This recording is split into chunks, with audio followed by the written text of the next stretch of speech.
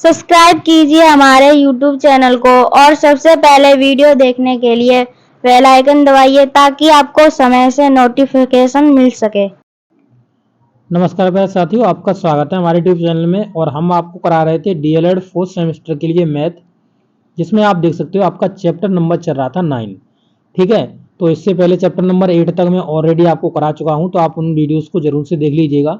और इस चैप्टर के अंतर्गत मैं 5 वीडियो आपको ऑलरेडी अपलोड कर चुका हूँ और ये वीडियो नंबर 6 है। ठीक है, तो इससे पहले के वीडियो भी देखिएगा, अगर आपके कॉन्सेप्ट क्लियर नहीं है तो आप उनको जरूर से कर लीजिएगा। ओके, और इस वीडियो को स्टार्ट करने से पहले मैं आप सभी लोगों से रिक्वेस्ट करूंगा, जितने भी व्यूअर्स आ रहे हैं इस वीडियो पे, आप इस वीडियो को जरूर से लाइक कर दीजिए, क्योंकि आप अगर इस वीडियो को लाइक कर दोगे तो ये वीडियो ज़्यादा से ज़्यादा लोगों के पास पहुंच जाएगा। ओके, तो चलिए वीडियो को स्टार्ट करते हैं बिना टाइम वेस्ट किए हुए।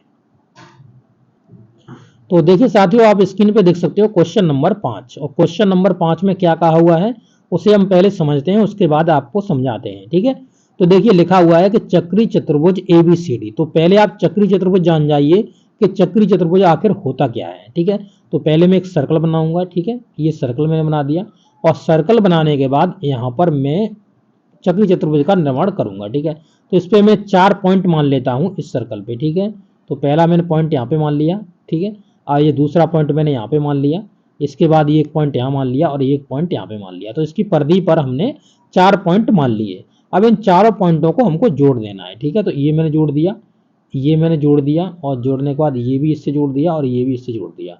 अब ये जिन जिन पॉइंट्स पर आपके ये जुड़े हुए हैं, ठीक है, ये जिन जिन पॉइंट्स पे जुड़े हुए हैं, इनसे ही आपका निर्मित हुआ ये चक्री चतुर्भुज। ठीक है, ये आपका चक्री चतुर्भुज निर्मित हो गया। इसमें क्या प्रॉपर्टीज होती हैं वो मैं आपको बता दे रहा हूं, ताकि आपका कॉन्सेप्ट और अच्छा क्लियर हो जाए। तो यहाँ पर मान लीजिए कि एक ये ए पॉइंट है, इसे थोड़ा कलर दूसरा ले रहा हूँ। ठीक है, तो मान लीजिए ये ए पॉइंट है, ये आपका बी पॉइंट है, ये सी है और ये आपका डी है। ठीक है, अब यहाँ पर जो आपकी प्रॉपर्टी बनती है, इसमें देखिए ये वाला एंगल और ये एंगल दोनों को अगर हम जोड़ेंगे तो दोनों का मान अगर हम जोड़ दें तो 180 अंश होता है। यानी चक्रीय चतुर्भुज के सम्मुख कोणों का योग 180 अंश होता है। इसी प्रकार से कोण आपका ये डी और कोण आपका ये बी, अगर इनको भी हम आपस में जोड़ेंगे तो ये भी 180 अंश के आपके बनेंगे। इसी प्रकार से इसकी एक और प्रॉपर्टी में यहाँ पे एडिशनल आपको इन्फॉर्मेशन दे दे रहा हूँ। देखिए, अगर इसका कोई बहिष्कोण कोण बन रहा है, जैसे मान लो ये कोण बन रहा है, कभी आपसे ये कोण पूछ लिया जाए तो ये कोण आपका इस कोण के बराबर होगा। अब ऐसा क्यों होगा? तो ऐसा इसलिए होगा, आप समझ सकते हो इसको, आप आसानी से देखिए, ये कोण है और ये कोण है, तो इन दोनों कोणों का योग 180 अंश होगा। मान लो कि इस कोण का योग, मैंने मान लिया कि इस कोण का योग 80 अंश था। ठीक है, 80 अंश था। ठीक है, अब यहाँ पर 80 था तो ये आपका 100 होगा, ऑब्वियसली ये 100 होगा क्योंकि दोनों का योग 180 अंश होता है। तो अब यहाँ पे देखोगे तो ये भी 80 अंश होगा। क्यों होगा? तो आप देखो ये स्ट्रेट लाइन पे बना हुआ है, जब स्ट्रेट लाइन पे बना हुआ तो पूरा ये एंगल कितने का होता है? ये 100 का होता है, वो सॉरी 180 अंश का होता है। तो इधर अगर 100 हो गया तो ये आपका 80 अंश का हो जाएगा। तो ये प्रॉपर्टीज और आप जान लीजिए, यहाँ पे जो आपकी इंप्लीमेंट हो रही है प्रॉपर्टी, वो आपके सामने वाले एंगल की प्रॉपर्टी हो रही है, यानी आमने सामने के कोणों का योग 180 अंश होता है। ठीक है, तो चलिए देखते हैं। अब देखिए यहाँ पे लिखा हुआ है कोण, देखिए कोण सी और बी आपका, मतलब कोण ए और सी लिखा हुआ 180 अंश है। ठीक है, यानी अपोजिट एंगल होते हैं ये। यहाँ पे देखेंगे कोण बी और कोण सी लिखा हुआ है, तो ये नहीं होते 180 अंश के। ठीक है, हटाओ इसे। ये कोण ए कोण सी, फिर 180 अंश लिख दिया, तो यहाँ पर ये करेक्शन कर लीजिए, इन्होंने थोड़ा गलत लिखा हुआ है। यानी कोण बी और कोण डी, कोण बी और कोण डी आपके 180 अंश के बनेंगे आपके। इसे काट लीजिए, ये ऊपर वैसे ही ऑलरेडी लिख चुका है। ठीक है, तो इस तरीके से आप देख सकते हो इसके आपके एंगल हो गए। अब इनको हमको जोड़ देना है, यानी कि हमको देखेंगे तो हम यहाँ पे देखिए, ये जो आपको एंगल दिख रहे हैं ये किसका मान लिखा हुआ है? तो देखिए यहाँ पे लिखा हुआ है 2x प्लस का 4, और ये किसका मान है? तो आप देख सकते हो क्वेश्चन में ये कोण ए का वैल्यू है। और यहाँ पे देखेंगे 2y प्लस 10, तो 2y प्लस 10 किसका है? कोण सी का है। तो इन दोनों को हम सॉल्व करेंगे। सॉल्व करने के बाद आप यहाँ से निकाल लोगे, किसकी वैल्यू निकल जाएगी? आपकी पूरा एक समीकरण निकल जाएगा। ठीक है, वैल्यू क्यों निकल जाएगी? समीकरण निकल जाएगा पूरा आपका। ये समीकरण निकल के आ गया। इन दोनों को जब हमने सॉल्व करा तो ये आ गया हमारे पास x प्लस वाई बराबर 83 अंश। तो 83 अंश आप देख सकते हो, यहाँ पे समीकरण नंबर फर्स्ट डाल दिया। इसी प्रकार से हमको कोण बी और कोण डी को जोड़ देना है। तो कोण बी की वैल्यू जो आपको दी है वो दी है वाई प्लस 3 अंश, और यहाँ पे कोण डी का वैल्यू दिया गया है 4x माइनस का 5 अंश बराबर में 180 अंश। ठीक है, तो अब यहाँ पर आप देख सकते हो, इसको जब हम सॉल्व करते हुए आए तो सॉल्व करने के बाद हमको ये समीकरण मिला 4x प्लस का बाई बराबर में 182 अंश। इसको हमने समीकरण नंबर 2 का नाम दे दिया। अब दोनों समीकरणों को हमको सॉल्व करना है। तो दोनों समीकरण में आप देख सकते हो यहाँ पर जो बाई का जो आपका यहाँ पे गुणांक है वो दोनों में समान है। जब बाई का गुणांक दोनों में समान है तो अब हम इसे काट पीट सकते हैं, यानी अब इसे हम सॉल्व कर सकते हैं बिना किसी के दर करे हुए। तो आप देख सकते हो यहाँ पे सीधा यहाँ पे साइन चेंज करने हैं तो पहला माइनस कर लिया और यहाँ दूसरा माइनस कर दिया, क्योंकि देखिए ये बाई के ऊपर आपका प्लस का साइन है और ये भी प्लस का साइन था, तो प्लस प्लस के साइन तो कटते नहीं है, तो इसलिए हमने यहाँ पे ये चेंज करा हुआ है। तो इसमें हम क्या कर देंगे, अब बाई से बाई काट देंगे और यहाँ पर आप देख सकते हो माइनस का 3x रह जाएगा, क्योंकि यहाँ पे x जो है वो प्लस का है, माइनस का ये 4x है, तो यहाँ 3x रह गया बराबर में। यहाँ पे देखोगे तो इसको अगर घटाएंगे ये माइनस का बन जाएगा और इसको घटाएंगे तो माइनस का 99 रह जाएगा। तो यहाँ से काट रहे होंगे तो आपके पास जो वैल्यू निकल के आएगी वो x का वैल्यू निकल के आएगा 33 अंश। कितना? 33 अंश आपके पास x का वैल्यू निकल जाएगा। अब इस x के वैल्यू को उठाकर किसी भी समीकरण में रख दीजिए। तो इन्होंने समीकरण नंबर फर्स्ट में x के वैल्यू को उठा के रख दिया है। ठीक है, आप देख सकते हो समीकरण नंबर फर्स्ट में रख दिया है। तो यहाँ पे समीकरण नंबर फर्स्ट में रखने के बाद जब इसे सॉल्व करा हुआ है तो आप यहाँ पे देख सकते हो जो x बाई का वैल्यू आया है वो आपका 50 अंश आया है। बाई का वैल्यू कितना आया? 50 अंश आया है। अब सभी एंगल्स के आप मान निकाल सकते हो बारी बारी से। अब आपको कोई टेंशन नहीं होने वाली, क्योंकि आपको वैल्यूएशन दोनों की पता चल गई। तो कोण ए का आप यहाँ पे देख सकते हो मान निकाल दिया है, यानी 2x प्लस 4 था, तो यहाँ पे x की वैल्यू 33 आई है, तो x की वैल्यू 33 2 का मल्टीपल करेंगे तो आपका 66 हो जाएगा, प्लस में 4, यानी जो एंगल आपका निकल जाएगा वो आपका निकल जाएगा 70 अंश का, यानी ए एंगल है वो आपका 70 अंश का एंगल हो जाएगा। ठीक है, तो यहाँ पे आप देख सकते हो, यहाँ पे जब आपका बनाएंगे तो हम आपको पूरा दिखाएंगे किस तरीके से 180 वेरीफाई हो रहा है या नहीं हो रहा है। और यहाँ पे बी का वैल्यू देखेंगे तो बी का वैल्यू इसी तरीके से जो समीकरण दिया हुआ है उसमें आप मार रखिएगा तो आपका बी का वैल्यू निकल जाएगा कितना? 53 अंश का बी का वैल्यू निकल गया। यहीं से सी का वैल्यू देखेंगे तो सी का वैल्यू आगे आप निकालते जाएंगे, तो सी के समीकरण में सी का वैल्यू रख दीजिए। तो जैसे ही आप सी का वैल्यू रखेंगे तो आपका यहाँ पे 110 अंश सी का वैल्यू निकल जाएगा और डी का जो वैल्यू है वो आपका यहाँ पे आ जाएगा कितना? 127 अंश। तो जितने भी समीकरण दिए गए हैं उन्हीं में आपका जो वैल्यूज दी गई उनमें इनको रखते जाइएगा, आपका आंसर निकलता जाएगा। अब देखिए यहाँ पे जो आपके वैल्यू आए हुए वो देखिए यहाँ पे ए आपका 70 अंश आया है, बी आपका 53 अंश आया है और सी आपका 110 अंश आया है और 127 अंश आया है। अब मान लीजिए कि यहाँ पे एक मैं चक्री चतुर्भुज बनाता हूँ। ठीक है, तो ये मैं यहाँ पे सर्कल बना दूँ और सर्कल बनाने के बाद इसके अंदर में एक चक्री चतुर्भुज बना देता हूँ। ठीक है, तो ये मैं यहाँ पे एक चक्री चतुर्भुज बना देता हूँ। ठीक है, ये मैंने आपका यहाँ पे एक चक्री चतुर्भुज बना दिया। तो ये एंगल आपका 180 अंश का होना चाहिए। तो यहाँ पर एंगल ए, यहाँ पर बी, यहाँ पर सी और यहाँ पर आपका डी माना हुआ है। ठीक है, तो ये सभी एंगल्स हैं। अब इनके हम वैल्यू यहाँ पे रख देते हैं, आपको दिखाते हैं 180 अंश बन रहा है या नहीं बन रहा है। तो पहले का 70 अंश है, तो यानी कि पहले का ए का 70 अंश है, तो ये सी आपका 110 अंश होना चाहिए। तो सी 110 अंश आया कि नहीं आया? हाँ, सी 110 अंश आया, देख सकते हो आप। इसी प्रकार से अगर आपका बी जो वैल्यू है, बी का वैल्यू आपका आ गया कितना? 53 अंश बी का वैल्यू आ गया। तो 180 अंश में 53 अंश हटाओगे तो कितना बचेगा? 127 अंश। तो 127 अंश यहाँ पे आपका वैल्यू आ गया। ठीक है, तो अब आप देख सकते हो इस तरीके से आपके सभी वैल्यूज आ जाते हैं। तो आमने सामने के जो एंगल होते हैं वो आपके 180 अंश के बनते हैं।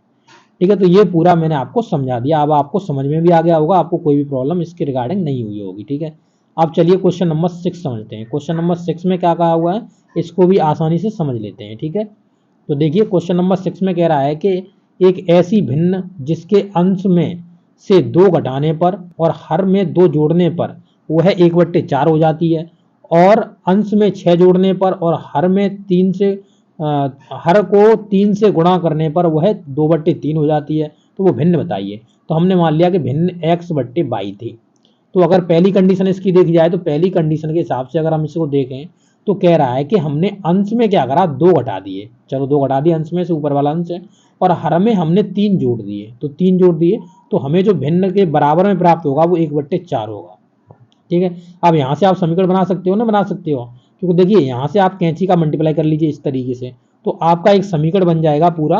वो आपको बना लेना है, प्रथम शर्त के अनुसार आपको एक समीकरण बना लेना है। इसी प्रकार से जो दूसरी इसकी शर्त बनेगी वो क्या बनेगी? कह रहा है कि अंश में 6 हमने जोड़ दिए। तो अंश हमने x माना हुआ था, प्लस में हमने इसने 6 जोड़ दिए, और कह रहा है कि जो हमने हर माना हुआ है, हर में हमने 3 से मल्टीपल कर दिया, 3 से मल्टीपल कर देंगे तो आंसर हमारा मतलब जो बराबर में निकल के आएगा वो 2/3 निकल के आएगा। इसमें भी आप कैंची का मल्टीपल कर लोगे तो ये भी आप सॉल्व कर लोगे, फिर दोनों को एक साथ सॉल्व करना है। ठीक है, तो आप देख सकते हो यहाँ पे जो इन्होंने माना हुआ एक्स है, हर है, बाई है, तो एक्स बट्टे बाई भिन्न हो गई आपकी। इसके बाद इन्होंने वही कंडीशन के अनुसार आप देख सकते हो इन्होंने यहाँ पे लिखा हुआ है, पूरा समझाया हुआ है, देखिए इस तरीके से। और इसको जब सॉल्व करते हुआ है जो आपका समीकरण बनाया है वो आप देख सकते हो 4x माइनस का बाई बराबर में 11। तो यहाँ पर इस तरीके से आपको एक समीकरण बना लेना, समीकरण नंबर आपका ही हो जाएगा। यहाँ पे फर्स्ट डाल दीजिए इसको। अब द्वितीय शर्त के अनुसार आप देख सकते हो यहाँ पे जो द्वितीय शर्त थी वो आपकी ये शर्त थी, और जिसमें आपको देख सकते हो यहाँ पे जब इधर उधर इसका करेंगे तो इसका जो समीकरण बन के आएगा वो आ गया 3x माइनस का 6y बराबर में माइनस का 18। अब दोनों समीकरणों को हमको सॉल्व करना है, तो दोनों समीकरण में हम देखेंगे कि हम कौन सा जो वैल्यूएशन है उसको हम समान कर सकते हैं। ठीक है, तो इसमें आप देख सकते हो इसने ये कहा कि हम यहाँ पर 6 का गुणा करेंगे समीकरण नंबर फर्स्ट में, और समीकरण नंबर 2 को हम इसमें से घटा देंगे। तो हमें ऊपर वाले में जो बाई था, बाई का वैल्यू हमें 6y बनाना था, यानी 6 गुणांक बनाना था बाई का। तो बाई का गुणांक कुछ था नहीं ऊपर वाले में, तो यहाँ मतलब 1 था, तो इसमें हमें 6 बनाना था, 6 का हमने मल्टीपल कर दिया दोनों में। अब इनको हम हटा लेंगे, मतलब घटा देंगे इनमें से। ठीक है, तो अब इनमें से घटा दीजिएगा। तो अब जब आप घटाओगे तो ये माइनस का हो गया, ये प्लस का हो गया, और ये आपका प्लस का हो जाएगा। ये चिन्ह कैसे चेंज होते हैं तो देखिए इस तरीके से होते हैं, जैसे ऊपर देखेंगे तो इनमें हमने ये चिन्ह चेंज क्यों करे, तो आप देख सकते हो यहाँ पे जो पहले आपका माइनस है ऊपर प्लस का है, फिर भी यहाँ चिन्ह चेंज करे गए हैं। नहीं करते तो भी कोई दिक्कत नहीं होती, तो भी ये आपका आसानी से कट रहा था, और कटने के बाद ये हो जाता आपका 27x। ठीक है, और बराबर में इधर कितना रह जाता, तो 66 में से 18 घट जाता, तो आपका कितना बचता, तो 66 में से 18 को हटा लो, तो यहाँ से 16 में से 8 गया तो 8 बच गया, और इधर रह गया 5, 5 में से 1 गया तो यहाँ पे 4 बच गया, यहाँ 48 बच गया। तो बराबर में आपका कितना हो जाता, 48 हो जाता। ठीक है, ये हट जाता तो आपका 48 बचता, और जब 48 बचता तो यहाँ पे आपका आ जाता 27x। तो x का जब वैल्यू आप निकाल रहे होते तो कितना हो जाता, 48 बट्टा में 27। ठीक है, 48 बट्टा में आपका 27 हो जाता। ठीक है, तो 27 ये वैल्यू यहाँ पे आप देखेंगे तो यहाँ पे इन्होंने 4 लिखा हुआ है, क्या गलती हो गई है ये भी एक बार चेक कर लेते हैं। तो देखिए पहले में इन्होंने 6y माइनस का है, दूसरा 6y प्लस का है, तो घटाने से कोई फर्क नहीं पड़ता। देखिए कट गया, ये कटने के बाद ये आपका 27x हो गया, 27x, और यहाँ पर ये 18 दे रहे हैं, तो इसके समीकरण में कुछ ना कुछ इन्होंने गलती जरूर से लिखी हुई है, वो देख लेते हैं एक बार। देखिए 3x माइनस का सेकंड समीकरण देखिए सेकंड समीकरण में इन्होंने गलती की हुई है। देखिए तो यहाँ पर आप देख सकते हो इन्होंने लिखा हुआ है 3x प्लस का 6y, और जबकि यहाँ पर जो ये समीकरण बना रहे हैं तो ये यहाँ पे 3x माइनस का 6y बराबर में माइनस का 18 लिख रहे हैं, परंतु इन्होंने यहाँ पे प्लस में लिख दिया है, तो इसलिए इन्होंने गड़बड़ खुद कर दिया है, और उस हिसाब से ये सॉल्व करते जा रहे हैं। तो मिस्टेक्स हैं ये, तो आप इनको जरूर से सुधार लीजिएगा। तो इसको क्या करना है, आपको माइनस करना है। ठीक है, तो ये माइनस था आपका माइनस। अब यहाँ पे देखेंगे तो ये माइनस कर दिया, ये माइनस माइनस दोनों थे, इसलिए इसे हमें प्लस करना है, और ये ऊपर माइनस का था तो इसे हमको प्लस करना है। तब इसमें देखिए ये कट गया, और यहाँ पर आप देखेंगे तो यहाँ पे 21x रह जाएगा, यानी 24 में से आपका x निकल गया, तो 3x निकल गया, तो 21x रह गया। बराबर में ये कितना हो गया, दोनों को जोड़ोगे प्लस के दोनों, तो 8 अच्छे 14, और यहाँ पे ये हो गया 8, यानी 84 हो गया। तो 21 चौका 84 होता है, यानी x का वैल्यू आपका 4 आ गया, तो आपका x का वैल्यू 4 आ जाएगा। ठीक है, इसी प्रकार से अब x के वैल्यू को क्या करेंगे, इस वैल्यू को यहाँ पुटअप कर दीजिए आप समीकरण नंबर फर्स्ट में। तो समीकरण नंबर फर्स्ट में x के वैल्यू को पुटअप करा तो हमें यहाँ पे y का वैल्यू भी निकल गया 5, और y का वैल्यू 5 में निकल गया, तो अब हम भिन्न बता सकते हैं कि आपकी जो x की वैल्यू ऊपर है वो उसको रख दिया 4, और नीचे y का वैल्यू 5, तो ये आपका 4/5 आपकी भिन्न आ गई। अब इसे आप मतलब एकदम इसे आप चेक भी करना चाहो तो आप इसे चेक भी कर सकते हो, मैं इसको चेक करके भी आपको बताता हूँ। ठीक है, 4/5 आपकी भिन्न आ गई है, तो ये जो कंडीशंस दे रहा था उस हिसाब से मैं इसकी चेक भी कर देता हूँ। ठीक है, देखिए तो इसने कहा था कि जो x है, x हमारी आई है 4/5 आई है। ठीक है, इसने कहा था कि पहले अंश में हमको 2 घटाना है, तो 2 घटा दिया हमने। इसके बाद कह रहा था कि हमें हर में 3 जोड़ना है, तो 3 जोड़ दिया। तो बराबर में जो हमको मिलेगा, इसने कहा था कि हमें 1/4 मिलेगा, तो देखते हैं 1/4 मिलेगा। तो यहाँ से आप देख सकते हो अगर 4 में से यहाँ से 2 जाएगा तो आपका 2 बच जाएगा, और यहाँ देख सकते हो ये कितना हो गया, ये आपका 8 हो गया, तो 8 यानी 2 से काटो तो 1/4 ही आपको मिल जाएगा। तो ये आपकी वेरीफाई हो गई नहीं हो गई ये आंसर। जब आपके ये ऑब्जेक्टिव टाइप में आते हैं तो बहुत आसान होते हैं, बहुत आसानी से इनको सॉल्व कर सकते हो। इसी प्रकार से नीचे वाली जो कंडीशन है उसको भी ये फॉलो करेगा। 4/5 और देखिए पहले इसने क्या कहा कि ऊपर वाले में हमको 6 जोड़ना है, 6 जोड़ दिया, नीचे वाले में हमको 3 से मल्टीपल करना है। तो हमारा जो आंसर निकल के आएगा वो 2/3 निकल के आएगा। देखते हैं इसे हम इधर सॉल्व कर लेते हैं। ठीक है, तो यहाँ पे हो गया ऊपर 10 और बट्टे में ये नीचे हो गया 5 दिया 15, तो इसे काट लो 5 5 से, 5 दूनी 10, 5 दिया 15, 2/3 आ गया ना, तो वो आपका यहाँ पे हो गया। ऑब्जेक्टिव टाइप होता तो आप इसे बहुत आसानी से सॉल्व कर रहे होते, कोई भी आपको प्रॉब्लम नहीं होती। ठीक है, तो क्वेश्चन नंबर 6 तक मैंने डिस्कस करा दिया है और इतना ही रहने देंगे इस वीडियो में। आपको ये वीडियो कैसा लगा है, अच्छा लगा तो जरूर से अपने दोस्तों के साथ शेयर करिएगा। ओके, मिलते हैं नेक्स्ट वीडियो में। Thank you.